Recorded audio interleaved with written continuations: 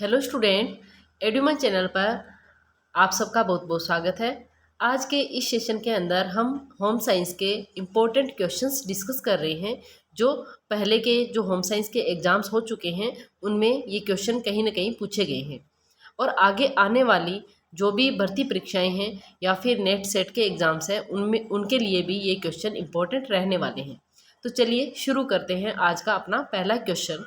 Arrange the right sequence in decreasing order of protein content in food. यानी कि हमें यहाँ पर 4 फूड के नेम दिए हुए हैं और हमें इनको डिक्रीजिंग ऑर्डर में सीक्वेंस में अरेंज करना है प्रोटीन के आधार पर। यानी कि सबसे ज़्यादा प्रोटीन किस में है, उससे कम किस में है, उससे कम और उससे कम। तो चलिए देखते हैं हम इसको। पहला है ब्रेड, दूसरा है चीज़, तीसरा है बटर और चौथा है बॉइल्ड एग। अगर हम प्रोटीन की बात करें तो जो एग है उसका जो प्रोटीन है उसकी बायोलॉजिकल वैल्यू सबसे ज़्यादा होती है और एग को ही एक प्रोटीन का सबसे रिचेस्ट सोर्स माना जाता है। तो जिस ऑप्शन के अंदर 4 पहले नंबर पर है वो हमारा राइट आंसर होगा। यहाँ पर हमें जो 4 है वो पहले नंबर पर दिख रहा है, इसके अलावा और कहीं पर भी हमें पहले नंबर पर नहीं दिख रहा है। तो हम इन 3 ऑप्शन को एलिमिनेट कर सकते हैं और हमारा करेक्ट ऑप्शन हो जाएगा ऑप्शन डी। यहाँ पर देखिए सबसे पहले आ जाएगा आपके बॉइल्ड एग, उसके बाद में आ जाएगा चीज़, थर्ड नंबर पर आ जाएगा ब्रेड और फोर्थ नंबर पर बटर। यानी कि सबसे ज़्यादा अगर हम प्रोटीन की बात करते हैं तो बॉइल्ड एग में होगा, उसके बाद में चीज़ में होगा क्योंकि चीज़ भी प्रोटीन का अच्छा सोर्स है, मिल्क का प्रोडक्ट है। देन हमारे पास आ जाएगा ब्रेड और लास्ट में आ जाएगा बटर। नेक्स्ट है give the sequential involvement of enzymes for the digestion of food in the GIT. GIT में जो भोजन का पाचन होता है उसके लिए जो एंजाइम इन्वॉल्व होते हैं उनको हमें सीक्वेंस में अरेंज करना है। हमारे पास एंजाइम्स है आइसोमाल्टेज, पेप्सिन, टाइलिन, अमाइलेज। यहाँ पर अगर हम बात करें एंजाइम्स की तो जो टाइलिन एंजाइम है वो हमारे सलाइवा में पाया जाता है, इसलिए जिस ऑप्शन के अंदर सी सबसे पहले होगा वो इसका करेक्ट ऑप्शन होगा। हमारे पास यहाँ ऑप्शन ए के अंदर पहला ऑप्शन ए है, ये गलत हो जाएगा। सी के अंदर पहला ऑप्शन डी है, ये भी गलत हो जाएगा। और डी के अंदर पहला ऑप्शन बी है, ये भी गलत हो जाएगा। हमारे पास ऑप्शन बचता है बी करेक्ट ऑप्शन। सबसे पहले टाइलिन, उसके बाद में आएगा पेप्सिन, देन आएगा एमाइलेज और आइसोमाल्टेज। इस तरह से आपको एलिमिनेशन मेथड का यूज करते हुए अगर क्वेश्चन सॉल्व करोगे तो टाइम भी कम लगेगा और क्वेश्चन भी ज़्यादा सही होने के चांसेस यहाँ पर आपको देखने को मिलेंगे। नेक्स्ट क्वेश्चन है give the sequence in which A purchase officer places A purchase order.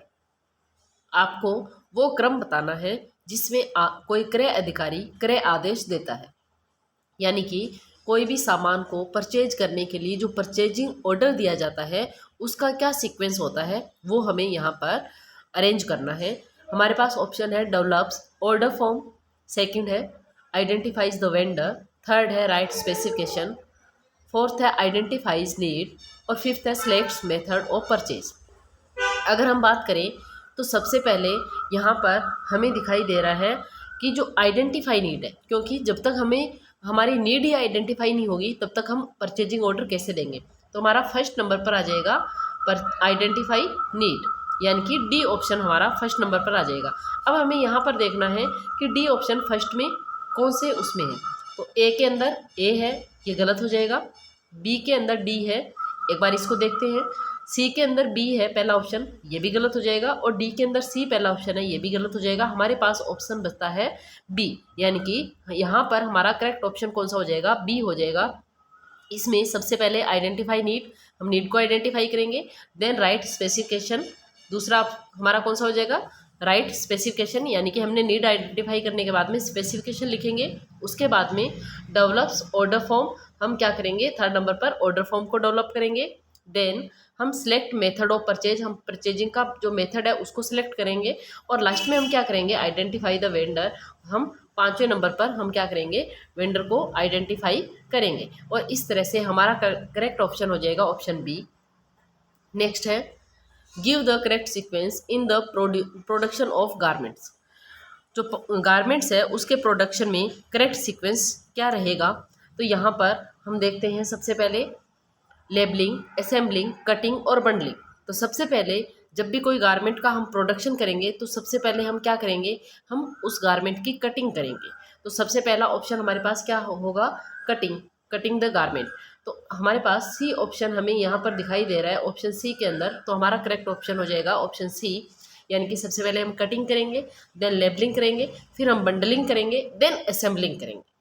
तो हमारा करेक्ट ऑप्शन ऑप्शन सी हो जाएगा। नेक्स्ट है give the correct sequence of producing synthetic fibres. Synthetic fibre को प्रोड्यूस करना है, उसका करेक्ट सीक्वेंस क्या होगा। तो यहाँ पर हमारे पास ऑप्शन है treatment with finishing chemicals, extrusion, polymerization, dissolving in solution.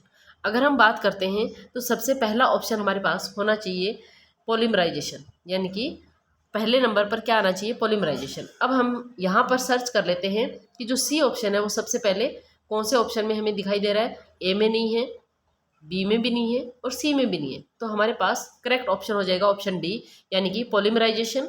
उसके बाद में हो जाएगा डिजोलिंग इन सॉल्यूशन, यानी कि हम सबसे पहले क्या करेंगे, पॉलीमराइजेशन करेंगे, फिर हम उसको सॉल्यूशन में डिजोल्व करेंगे, उसके बाद में हम एक्सट्रूशन करेंगे और देन लास्ट में हम ट्रीटमेंट विद फिनिशिंग केमिकल्स, यानी कि फिनिशिंग केमिकल के साथ ट्रीटमेंट करके हम क्या बनाएंगे, सिंथेटिक फाइबर्स जो है वो बनाएंगे। तो ये इसका करेक्ट ऑप्शन रहेगा ऑप्शन डी। और इसका सीक्वेंस रहेगा सबसे पहले पॉलीमराइजेशन, उसके बाद में dissolving in solution, then extrusion and treatment with finishing chemicals.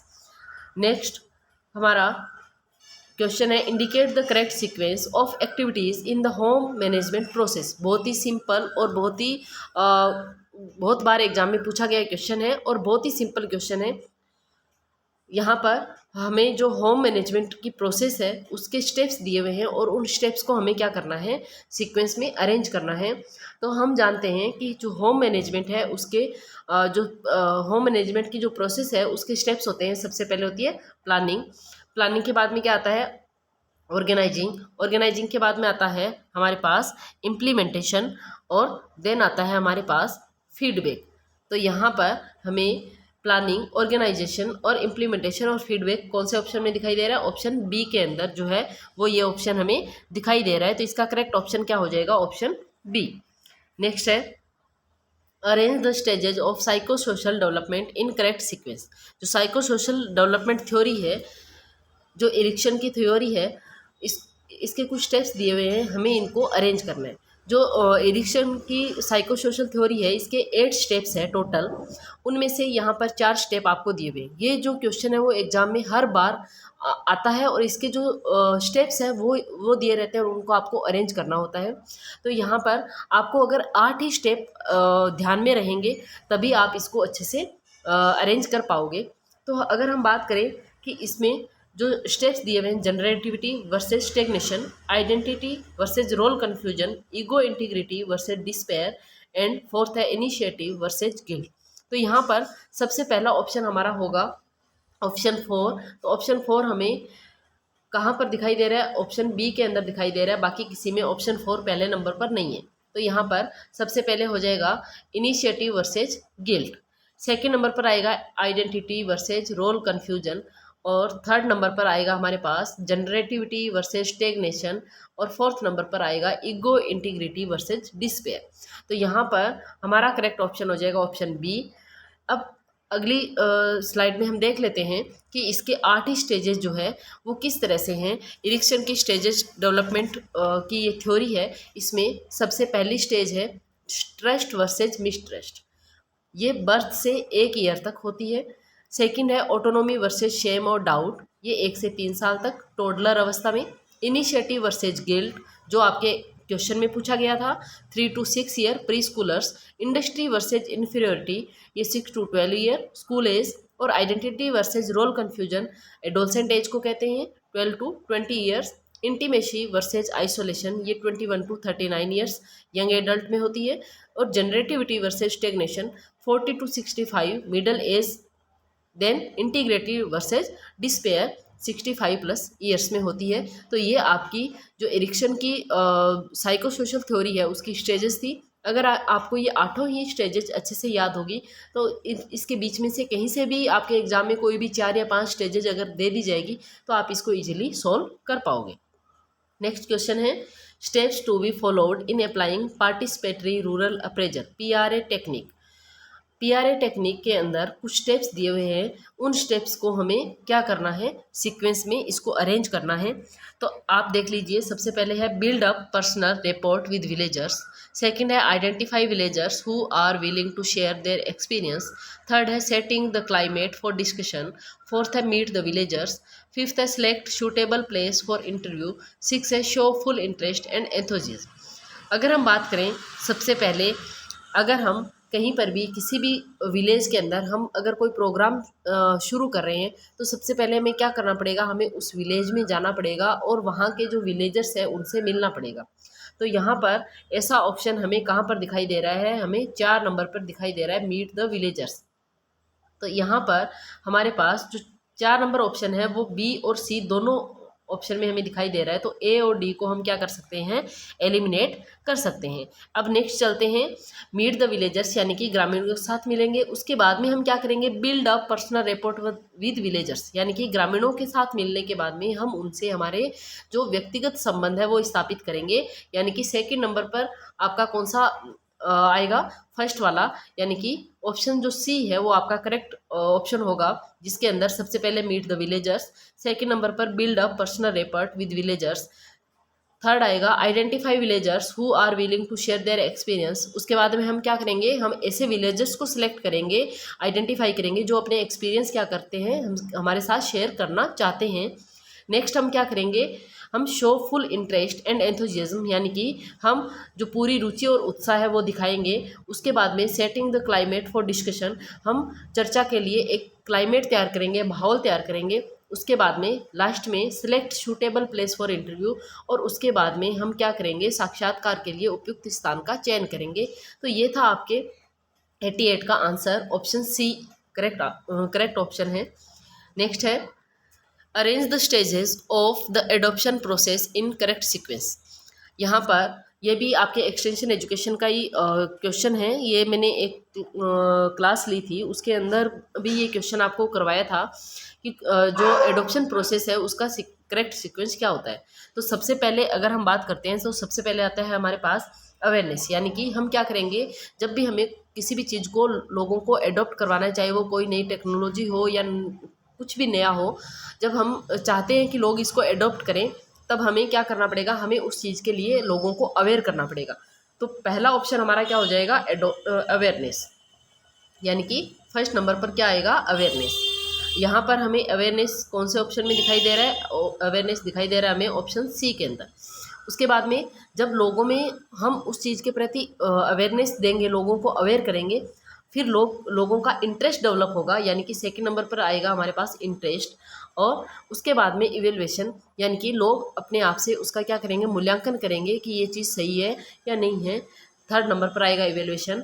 Then लोग उस चीज़ को ट्रायल लेंगे उसका कि ये चीज़ मतलब कितनी सक्सेस है, जैसी बताई जा रही है वैसी है या नहीं है। जब उन्होंने ट्रायल ले लिया तो अब वो क्या करेंगे, लास्ट स्टेप पे उसको एडॉप्ट करेंगे, यानी कि अपनाएंगे। तो आपका करेक्ट ऑप्शन हो जाएगा यहाँ पर ऑप्शन C।